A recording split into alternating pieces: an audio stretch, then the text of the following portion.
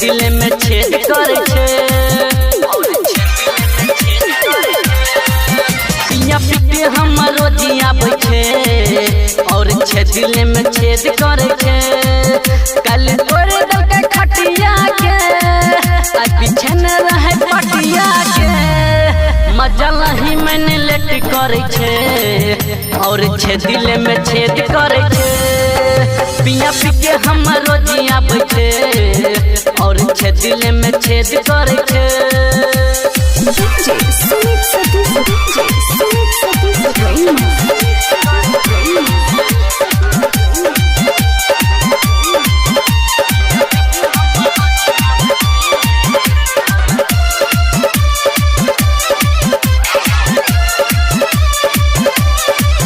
मचल छे बार बार रोजे खोले के बार रहे छे रात भर जागल।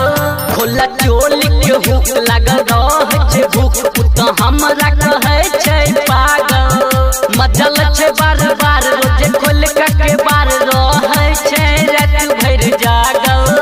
खोला चोल के हुक लागल रहे छे भूख तो हमरा कहे छे पागल। घर कहे छे हमर जिया जब ले छे ओ बदिया।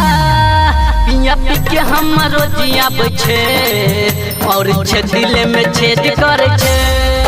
पिया पीके हम रोजिया बैठे और दिल में छेद करे छे।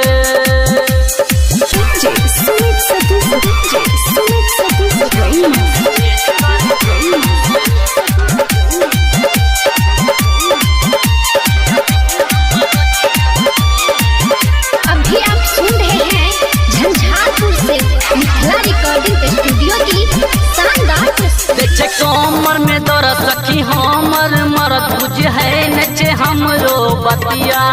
कहे तोड़ दे बुहार नित कर दे प्यार सटा दे छतिए में छतिया। बेचे कमर में दौड़ सखी हमर मरद बुझ है नचे हमरो बतिया। बेचे तोड़ दे बुहार नित कर दे प्यार सटा दे छतिए में छतिया।